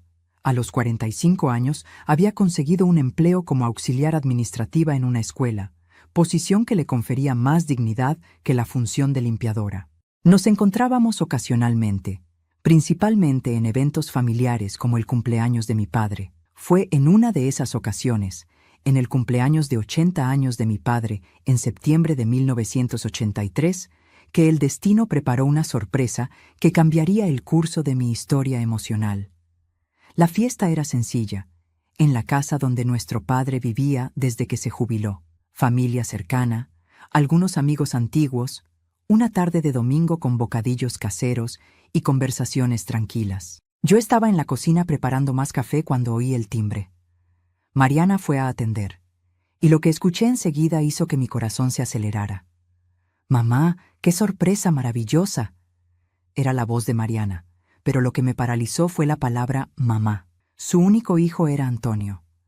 Antonio estaba allí, el niño que había mecido en mis brazos, que amé como si fuera mi propio hijo, que perdí cuando la verdad salió a la luz. Respiré hondo, preparándome para el encuentro. Cuando volví a la sala, vi a un joven alto de 19 años, con los mismos ojos de Carlos pero la sonrisa gentil de Mariana. Conversaba animadamente con mi padre, que parecía encantado con el nieto que raramente veía. Nuestras miradas se cruzaron. Hubo un momento de vacilación. Después él se aproximó, extendiendo la mano tímidamente. «Tía, yo... espero que esté bien que aparezca así. Vine a pasar el fin de semana con mi madre, y ella mencionó la fiesta. Pensé que sería una buena oportunidad para finalmente conocerla mejor». Conocerme. La palabra dolió un poco. Este joven no me conocía realmente, aunque yo había sido una de las primeras personas en sostenerlo después de su nacimiento. No recordaba sus primeros pasos, sus primeras palabras, sus enfermedades infantiles. La vida nos había separado cuando él aún era un bebé. «Antonio», conseguí decir, sosteniendo su mano. Qué bueno verte. Has crecido tanto. La conversación inicial fue incómoda, llena de silencios y frases inacabadas. ¿Qué decir a alguien que es parte de tu historia más dolorosa, pero que no tiene culpa alguna en ella? ¿Cómo construir un puente sobre un abismo de 19 años? Fue Antonio quien rompió las barreras. Durante la fiesta se acercó nuevamente, esta vez con una mirada determinada. ¿Puedo hablar con usted en privado?, preguntó. Hay algo que quiero decir desde hace mucho tiempo. Fuimos al porche. El sol comenzaba a ponerse, pintando el cielo con tonos naranjas y rosados. Antonio respiró hondo antes de comenzar. Mi madre me contó todo cuando yo tenía 15 años, dijo, mirando hacia el horizonte. Sobre ella y mi padre, sobre cómo ustedes eran hermanas, sobre cómo usted cuidó de mí en mis primeros meses, creyendo que yo era hijo de otro hombre. Sentí un nudo en la garganta. Aquellos recuerdos, aunque distantes, todavía tenían el poder de afectarme profundamente. Ella también me contó cómo fue después, continuó. Cómo usted la ayudó cuando mi padre nos abandonó. Cómo le dio empleo en la farmacia cuando nadie más lo haría. No lo hice por bondad, confesé, sintiendo que debía honestidad a este joven. Había una satisfacción amarga en ver a tu madre trabajando para mí después de todo. Lo sé, respondió, sorprendiéndome con su madurez. Mi madre también lo sabe, pero usted podría simplemente haberla ignorado, dejado que se las arreglara sola. No lo hizo. Eso dice algo sobre quién es usted. Quedamos en silencio por algunos momentos, dejando que sus palabras resonaran entre nosotros. Quiero que sepa que no culpo a nadie, dijo finalmente, ni a mi madre ni a mi padre. Fueron decisiones equivocadas, tomadas en tiempos diferentes, pero quería mucho conocerla mejor. Usted es parte de mi historia, de mi familia. Miré a aquel joven tan parecido a Carlos físicamente, pero con una sensibilidad que me recordaba más al señor Benito. Había una sinceridad en sus ojos que tocó mi corazón de una forma que no esperaba. Me gustaría eso también, Antonio, respondí, sorprendiéndome a mí misma. Tal vez sea hora de dejar descansar el pasado. Aquel encuentro abrió una puerta que yo había mantenido cerrada por décadas. Antonio comenzó a visitarnos regularmente. Descubrí que estudiaba contabilidad en la capital, venía al pueblo cada 2 semanas para ver a Mariana, y ahora incluía nuestra casa en su itinerario. Eduardo, siempre generoso de espíritu, lo recibió con los brazos abiertos. Pedro y Marina, inicialmente reservados, después de todo, Antonio era el hijo de la traición que destrozó nuestra familia. Poco a poco bajaron sus defensas, especialmente cuando percibieron cuánto se esforzaba él por construir puentes, no por reabrir heridas. En una de esas visitas, Antonio trajo una pequeña caja. Encontré esto entre las cosas de mi padre, explicó, entregándome el objeto. Pensé que debería estar con usted. Era una cajita de música que Carlos me había regalado en nuestro primer aniversario de boda. Tocaba Claro de Luna, mi pieza favorita. La consideraba perdida para siempre cuando salí apresuradamente de la casa que compartíamos. ¿Él guardó esto todos estos años?, pregunté incrédula. Guardó muchas cosas, respondió Antonio suavemente. Creo que, a su manera, nunca superó completamente lo que perdió. No respondí. Algunas revelaciones no exigen palabras. Simplemente abrí la cajita y dejé que la melodía delicada llenara el silencio entre nosotros. En 1985, una noticia inesperada. Antonio había conseguido una pasantía en un gran banco en la capital, pero necesitaba a alguien que lo orientara en algunos aspectos contables específicos. Pedro, que además de la farmacia también administraba algunas propiedades, se ofreció a ayudarlo. Fue el inicio de una sociedad improbable. Los mediohermanos que habían crecido separados descubrieron afinidades que trascendían el vínculo sanguíneo. Ambos metódicos, detallistas, apasionados por los números y sistemas. Pronto estaban no solo discutiendo contabilidad, sino también posibilidades de negocios. A finales de aquel año, Antonio me buscó con una propuesta que cambiaría nuevamente el curso de nuestras vidas. Tía Alicia, comenzó. Nunca consiguió llamarme de otro modo, y yo no insistí. Algunas palabras cargan historias demasiado profundas. He pensado mucho en la farmacia, en el conocimiento que usted ha acumulado todos estos años, en las fórmulas que desarrolló. Hice un gesto para que continuara, intrigada con su entusiasmo. ¿Qué le parece expandirse? no solo otra farmacia, sino una pequeña fábrica de productos naturales. Sus pomadas, sus jarabes, sus tés, todo producido a mayor escala, pero manteniendo la calidad artesanal. La idea era audaz, especialmente para una señora de 50 años que había pasado la vida entera en una única farmacia. Pero había algo contagioso en el entusiasmo de Antonio, algo que me recordaba mi propia determinación cuando heredé la farmacia del señor Benito. «No tengo capital para eso», respondí pensativa. «Yo tengo algunos ahorros», ofreció él, y Pedro mencionó que también podría invertir. Podríamos empezar pequeño, crecer poco a poco. Consulté a Eduardo, que me apoyó inmediatamente. «Has construido algo especial, Alicia. ¿Por qué no compartirlo con más personas?» Pedro estaba más que entusiasmado con la idea. Él ya había sugerido algo similar en el pasado, pero yo siempre retrocedí, temiendo perder la esencia de lo que el señor Benito me había enseñado. Pero ahora, con Antonio trayendo la perspectiva administrativa y Pedro el conocimiento farmacéutico, la propuesta parecía no solo viable, sino prometedora. En enero de 1986 registramos oficialmente Hierbas Benito, un homenaje al hombre que había cambiado mi vida. Alquilamos un pequeño galpón en las afueras del pueblo y comenzamos la producción a escala reducida, enfocándonos inicialmente en 3 productos: la pomada cicatrizante, el jarabe para la tos y el té calmante que había aproximado a Eduardo y a mí. Los primeros meses fueron desafiantes. Aprender a producir en mayor cantidad sin perder la calidad, lidiar con proveedores, obtener las licencias necesarias. Todo era nuevo y a veces atemorizante. Pero Antonio se reveló un administrador nato. Pedro dominaba la parte técnica y yo supervisaba la calidad de cada lote personalmente. Poco a poco, nuestra pequeña empresa fue ganando espacio. Comenzamos abasteciendo a farmacias de la región, después a una cadena estatal. A finales de 1987 ya teníamos 10 empleados y una línea de 7 productos diferentes. Ver mi conocimiento, construido pacientemente a lo largo de décadas, alcanzando a personas que yo nunca conocería personalmente, era una sensación indescriptible. Cada frasco, cada pote que salía de nuestra fábrica, llevaba un poco de la sabiduría del señor Benito, de mi abuela, de las experiencias que acumulé en los años más difíciles de mi vida.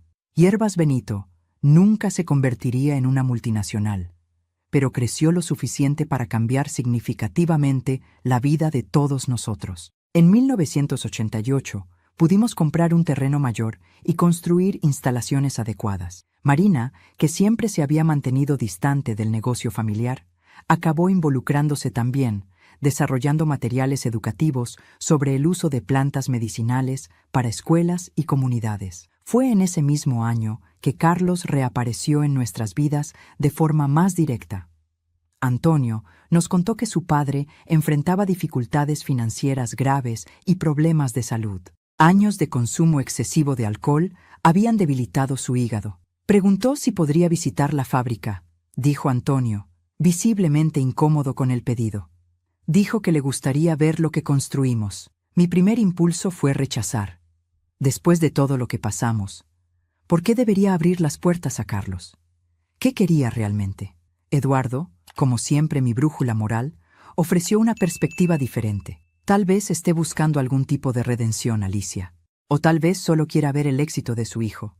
De cualquier forma, la decisión es tuya y apoyaré lo que elijas. Después de reflexionar mucho, acepté la visita.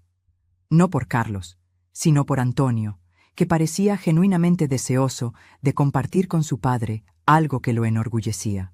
Carlos vino un martes de julio. Estaba más delgado de lo que recordaba, con el rostro marcado por los años y los excesos. Sus ojos, sin embargo, eran los mismos, y encontrar aquella mirada después de tanto tiempo trajo una ola de emociones contradictorias que no esperaba sentir. Alicia me saludó formalmente, extendiendo la mano. «Gracias por permitir mi visita», respondí, manteniendo la compostura. «Antonio te mostrará todo». Mantuve distancia durante el recorrido, observando de lejos mientras Antonio presentaba orgullosamente cada sector de la pequeña fábrica. Pedro se unió a ellos en determinado momento, un gesto de madurez que me llenó de orgullo. Al final de la visita, Cuando Carlos ya estaba saliendo, se detuvo frente a mí. Había algo en sus ojos. ¿Arrepentimiento? ¿Resignación? No sabría decir. Has construido algo admirable aquí, Alicia, dijo. Siempre supe que eras la más fuerte de los dos. No respondí inmediatamente. ¿Qué podría decir después de tantos años, tanta agua bajo el puente? Gracias por venir, dije finalmente. Antonio se alegró con tu presencia. Él asintió, comprendiendo los límites que yo establecía. No éramos amigos, nunca lo seríamos, pero podíamos coexistir civilizadamente por el bien de Antonio, de Pedro, de Marina, los inocentes en nuestra complicada historia. Carlos falleció 8 meses después, en marzo de 1989. Un ataque cardíaco fulminante, consecuencia de años de hábitos poco saludables. Antonio quedó devastado. A pesar de la relación complicada que mantenía con su padre, asistí al funeral. No por Carlos, sino por Antonio, que necesitaba apoyo en aquel momento difícil. Ver el ataúd de Carlos siendo bajado a la tierra trajo un extraño sentido de cierre. El hombre que había sido mi primer amor, que después se convirtió en la fuente de mi mayor dolor, ahora pertenecía definitivamente al pasado. No sentía alegría ni tristeza, solo una tranquilidad sorprendente, como si un círculo finalmente se cerrara. En los meses que siguieron, Antonio procesó su duelo apoyándose cada vez más en nuestra familia extendida. La pérdida del padre lo aproximó aún más a Pedro, Marina y hasta a Eduardo, que se había convertido en una especie de figura paterna para él. En 1990, para sorpresa de todos, Mariana anunció que se casaría. A los 52 años, había encontrado compañía con un viudo amable, dueño de una pequeña carpintería. Fui invitada a la boda y después de alguna vacilación, acepté. Era un círculo pequeño, familia cercana, algunos amigos. Durante la ceremonia simple observé a mi hermana. El tiempo había suavizado sus rasgos, así como había suavizado mi rabia. No éramos más las jóvenes que disputaban atenciones, que cometían errores impensados. Éramos mujeres maduras que habían enfrentado las consecuencias de sus elecciones y encontrado, cada una a su manera, un camino hacia la redención. En la recepción, ella se aproximó tímidamente. «Gracias por venir, Alicia», dijo con los ojos húmedos. «Significa mucho para mí». Miré a mi hermana, aquella que me había traicionado de la peor forma posible, pero que también había pasado décadas pagando por ese error. Vi en ella no más a la joven impulsiva y egoísta, sino a una mujer que cargaba sus propias cicatrices, que había encontrado su propia forma de expiación. «Sé feliz, Mariana», respondí, permitiéndome un breve pero sincero abrazo. «Te mereces esta oportunidad». Aquel momento, tan simple pero tan significativo, marcó mi verdadera liberación. Percibí que perdonar no significaba olvidar o minimizar lo que ocurrió. Significaba liberarme del peso del resentimiento que, sin darme cuenta, aún cargaba. Cuando regresé a casa aquella noche, Eduardo notó algo diferente en mí. «Pareces más ligera», comentó mientras preparábamos el té nocturno que se había convertido en nuestro ritual. «Creo que finalmente dejé el pasado realmente atrás», respondí. «No solo en palabras, sino en el corazón». Él sonrió. Aquella sonrisa sabia y gentil que me había conquistado años antes. ¿Sabes lo que siempre admiré en ti, Alicia? Tu capacidad de transformar dolor en fuerza, de encontrar nuevos caminos cuando todos parecen bloqueados. Aquella noche, acostada al lado del hombre que había traído tanto amor y estabilidad a mi vida, reflexioné sobre la jornada extraordinaria que había recorrido. De la joven ingenua que se casó a los 23 años, a la mujer traicionada y abandonada, a la farmacéutica respetada, a la matriarca de una familia no convencional pero profundamente unida.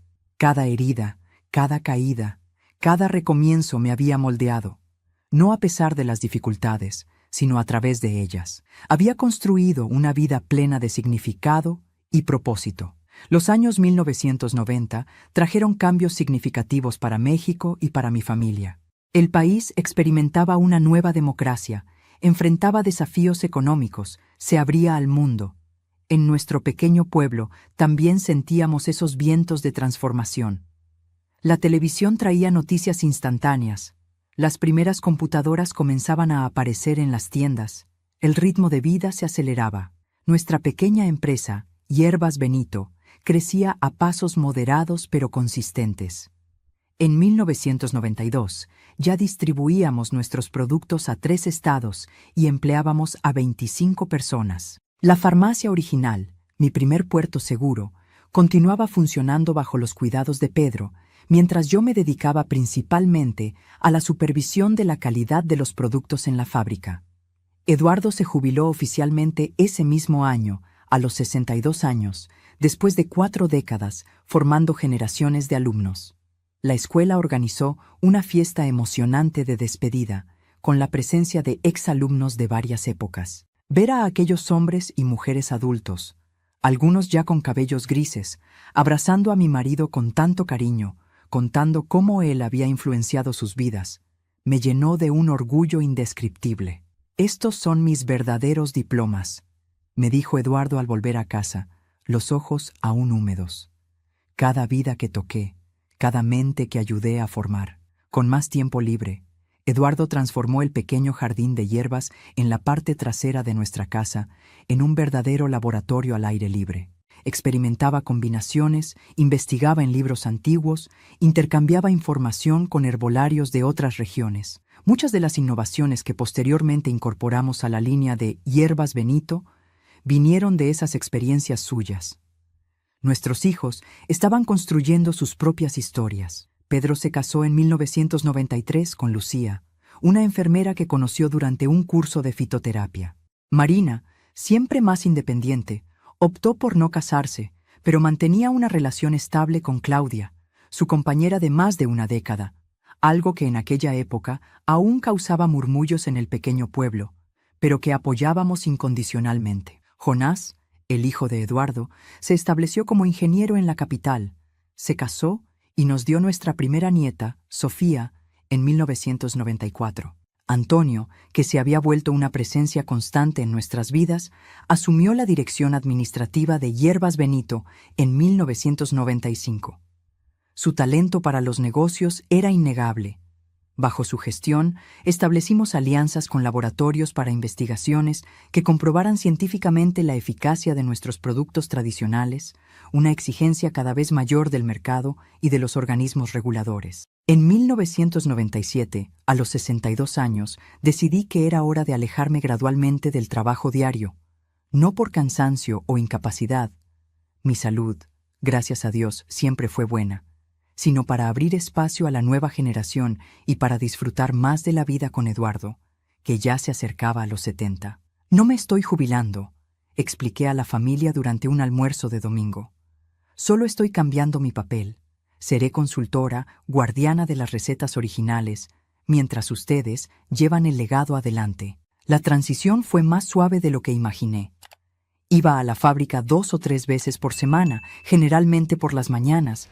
Participaba en las reuniones importantes, opinaba sobre nuevos productos, pero dejaba las decisiones operativas a los más jóvenes. Era un equilibrio perfecto. Me mantenía activa y útil sin el peso de la responsabilidad diaria. Con más tiempo libre, Eduardo y yo comenzamos a explorar un sueño aplazado: viajar.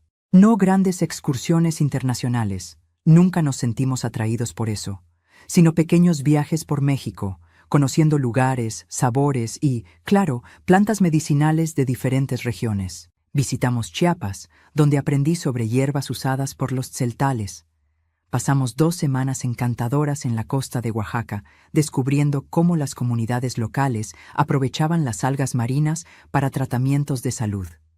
En la Sierra Norte, quedé maravillada con la biodiversidad y el conocimiento ancestral de los pueblos indígenas sobre las propiedades curativas de la montaña. Cada viaje nos enriquecía, no solo con nuevos descubrimientos botánicos, sino con perspectivas diferentes sobre la vida.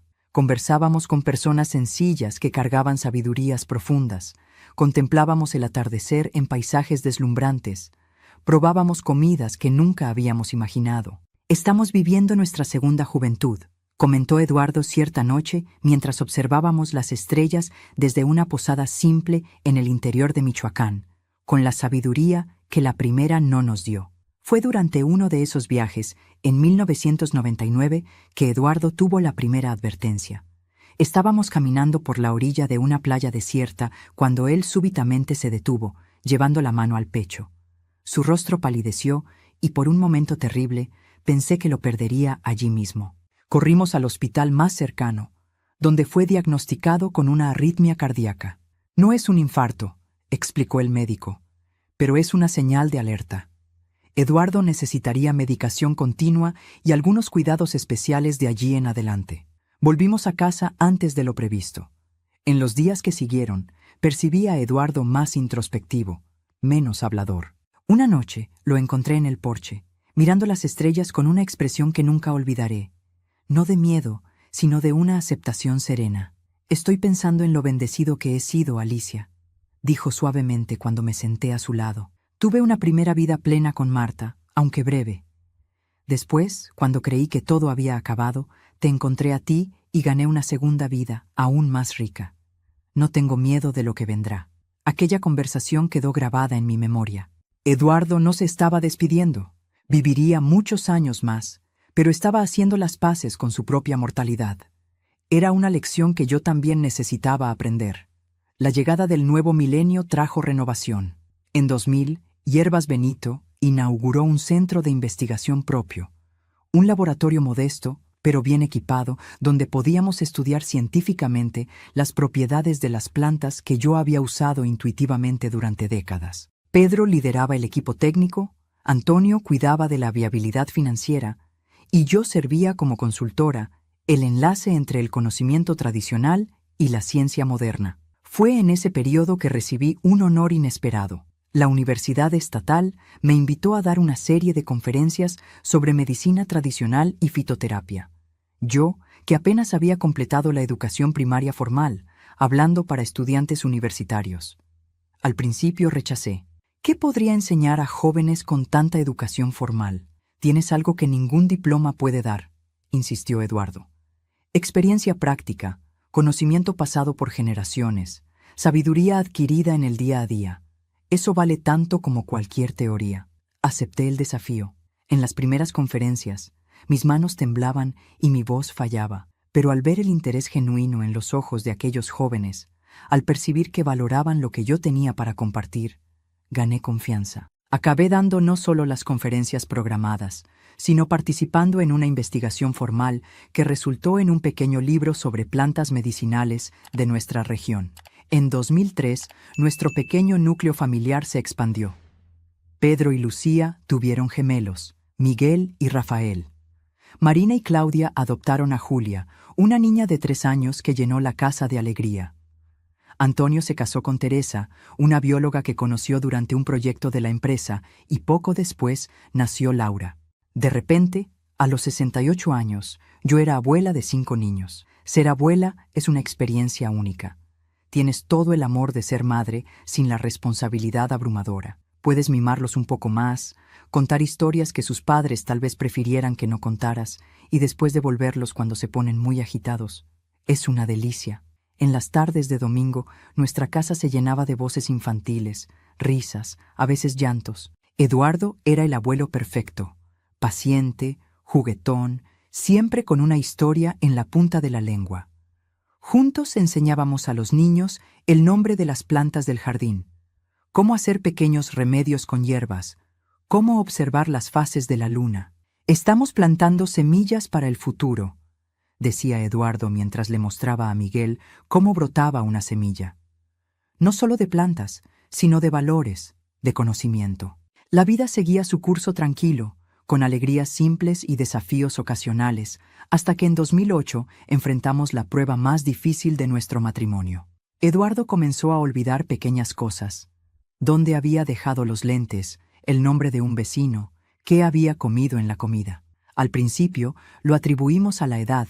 Ya tenía 78 años.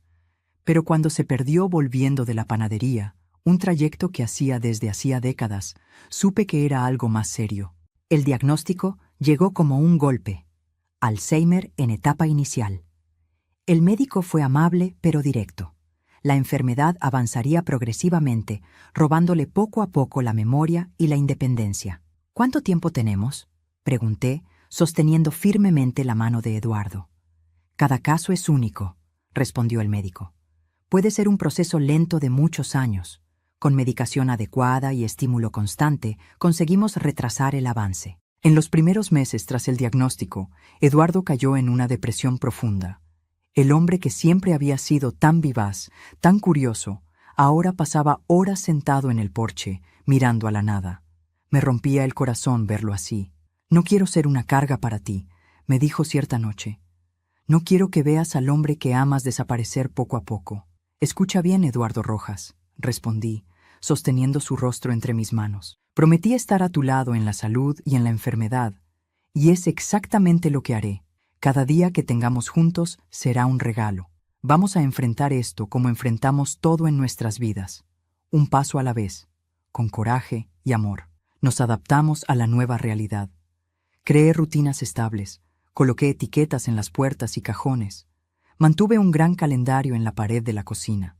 Investigué todo lo que pude sobre la enfermedad. Experimenté terapias complementarias, estimulación cognitiva, ejercicios físicos adecuados. Nuestros hijos y nietos fueron extraordinarios. Se turnaban los fines de semana para visitarnos, traían fotos antiguas para estimular recuerdos, grababan videos que Eduardo podía ver repetidamente para mantener las conexiones familiares. La enfermedad avanzaba, pero más lentamente de lo que temíamos inicialmente. Eduardo tenía días buenos y días malos. En los buenos, aún era el hombre amoroso y de buen humor con quien me casé. Conversábamos sobre libros que él aún conseguía leer. Cuidábamos juntos del jardín, veíamos películas antiguas que aún recordaba. En los días malos, cuando la confusión dominaba, yo me convertía en sus ojos, su memoria, su ancla en el presente. Una tarde lo encontré en el jardín, mirando confuso una planta de romero. «Sé que esto es importante», dijo frustrado, «pero no consigo recordar por qué». «Es romero», expliqué suavemente. «Siempre decías que el aroma te recordaba tu infancia, el patio de tu abuela». Él cerró los ojos, inspiró profundamente. «Sí», susurró, «ahora recuerdo. Domingo después de misa, pastel de naranja con romero». Aquellos pequeños momentos de conexión eran preciosos, cada vez más raros a medida que la enfermedad progresaba. En 2012, Eduardo ya no reconocía consistentemente a los nietos, confundía los nombres de los hijos, a veces hasta me llamaba por el nombre de su primera esposa. Pero aún había destellos del hombre que conocí, en una sonrisa, un gesto, una frase que surgía inesperadamente clara en medio de la confusión. En octubre de aquel año, durante una consulta de rutina, el médico me llamó en privado. «Doña Alicia, la enfermedad está acelerando», explicó gentilmente. «Don Eduardo necesitará cuidados más intensivos en breve». ¿Ya pensaron en cómo lidiar con esto? Discutí la situación con nuestros hijos. Todos ofrecieron ayuda. Podíamos mudarnos a la casa de uno de ellos, contratar enfermeros a tiempo completo, considerar una institución especializada. Agradecí el apoyo, pero tenía mi propia idea. «Cuidaré de él en nuestra casa hasta el final», declaré. «Fue aquí donde construimos nuestra vida. Fue aquí donde juramos permanecer juntos. No lo sacaré del único lugar donde aún tiene algunos recuerdos intactos». Fue la decisión correcta, aunque extremadamente desafiante.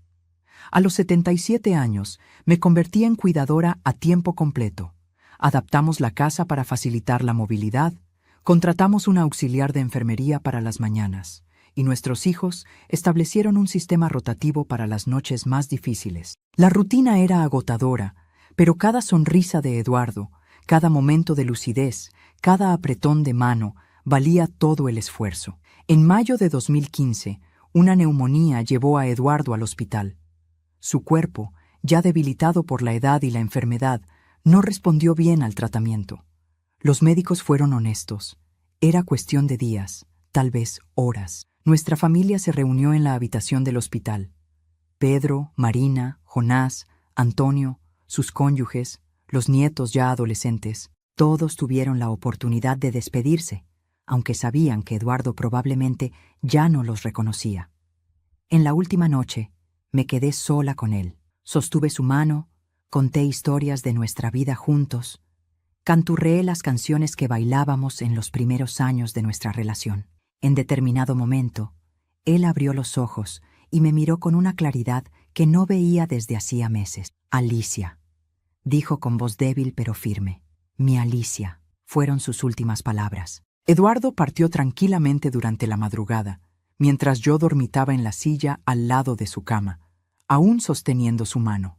El duelo es un viaje solitario, incluso cuando estás rodeada de amor. En los meses siguientes a la partida de Eduardo, vivía en una especie de niebla. Mantenía las rutinas básicas: levantarme, comer, responder a las llamadas de los hijos preocupados, pero la vida había perdido su brillo. Fue Miguel, mi nieto mayor, entonces con 12 años, quien me trajo de vuelta. Una tarde de domingo, mientras toda la familia estaba reunida para el almuerzo tradicional que insistíamos en mantener, se sentó a mi lado en el porche. Abuela, dijo con la franqueza característica de la adolescencia. El abuelo Eduardo siempre decía que el jardín es un reflejo del alma de quien lo cultiva. Mira tu jardín. Seguí su mirada. El jardín que Eduardo y yo cultivamos con tanto amor estaba abandonado. Hierbas secas, canteros invadidos por maleza, flores marchitas. Creo que él estaría triste al verlo así, continuó Miguel. Y creo que tú también estás triste de ver el jardín así. Tal vez uno pueda ayudar al otro. Aquel comentario tan simple, pero tan profundo, viniendo de alguien tan joven, me impactó como un rayo. Miguel tenía razón. Me había permitido marchitar junto con el jardín. Al día siguiente me puse un sombrero de paja, me calcé los guantes de jardinería y salí a reclamar aquel pedazo de tierra. Cada hierba mala arrancada era una lágrima no derramada, cada nuevo brote plantado una promesa de continuidad. Trabajé hasta que mis músculos dolieron, hasta que el sudor corrió por mi rostro, hasta sentir el sol poniéndose a mis espaldas. Cuando finalmente me detuve para observar el trabajo realizado, sentí algo que no experimentaba desde hacía meses. Satisfacción, no alegría plena, no todavía, pero un primer paso fuera de la oscuridad. Gradualmente redescubrí el propósito. El jardín fue solo el comienzo. Volví a dar clases ocasionales en la universidad. Retomé mi papel de consultora en Hierbas Benito, ahora una empresa de tamaño medio que empleaba a más de 50 personas y exportaba a países vecinos. Me dediqué a los nietos, especialmente a los más pequeños, para quienes las historias de Eduardo comenzaban a volverse más leyendas que memorias. En 2018, a los 83 años, enfrenté mi propio susto de salud, un pequeño derrame cerebral que me dejó con una leve dificultad en el habla durante algunas semanas. El episodio sirvió como un recordatorio de la fragilidad de la vida y de la importancia de poner los asuntos en orden. Reuní a la familia para una conversación franca sobre mis deseos para el futuro. No quería que pasaran por el mismo estrés que vivimos con Eduardo, improvisando decisiones en momentos de crisis. Quiero permanecer en mi casa mientras sea posible, expliqué.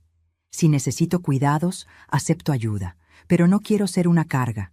Y cuando llegue mi hora, quiero irme en paz, sin intervenciones heroicas. Organicé documentos, actualicé testamentos, dejé instrucciones claras sobre la farmacia y la empresa, no por morbidez, sino por responsabilidad con aquellos a quienes amo. Lo hice no con tristeza, sino con la serenidad de quien mira hacia atrás y ve una vida bien vivida, con errores y aciertos, pero siempre con autenticidad. Los últimos años han tenido una dulzura inesperada. A los 90 aún me levanto temprano, cuido del jardín en las mañanas frescas, recibo visitas constantes de hijos, nietos y hasta algunos bisnietos. Acompaño a distancia la gestión de la empresa, ahora en las manos competentes de la tercera generación. Mi cuerpo, naturalmente, muestra las señales del tiempo.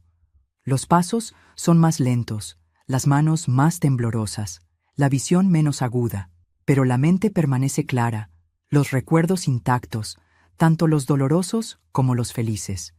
Y tal vez esta sea la mayor dádiva: poder mirar hacia atrás y comprender el sentido de cada caída, cada recomienzo, cada elección que me trajo hasta aquí.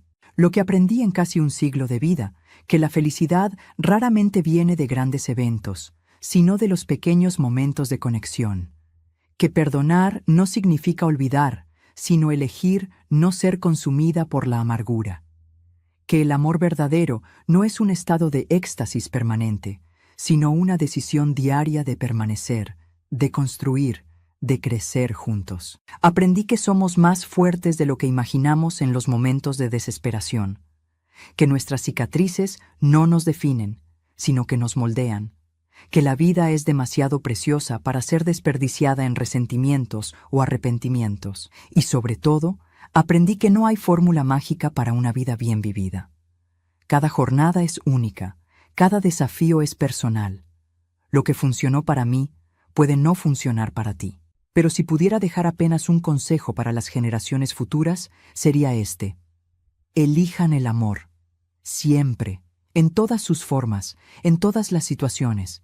Elijan el amor incluso cuando parece imposible, incluso cuando duele, incluso cuando el mundo dice que son tontos por ello.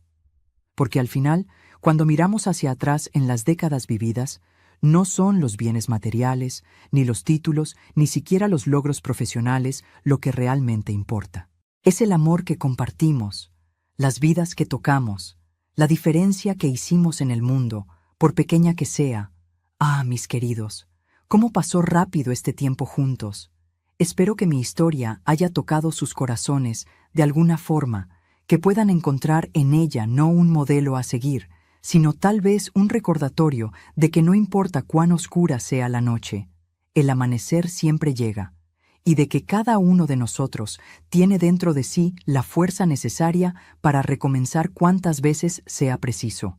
No olviden dejar su like en este video y suscribirse al canal Diario de la Abuela si aún no lo han hecho. Dejen sus comentarios, compartan sus propias historias de superación. Y si este video tocó su corazón, por favor compártanlo con alguien que pueda estar necesitando oír que sí, es posible sobrevivir a las tormentas y encontrar la paz después de ellas. Gracias por acompañarme en este viaje de memorias. Hasta el próximo encuentro, si Dios así lo permite. Que la paz y el amor estén con ustedes siempre.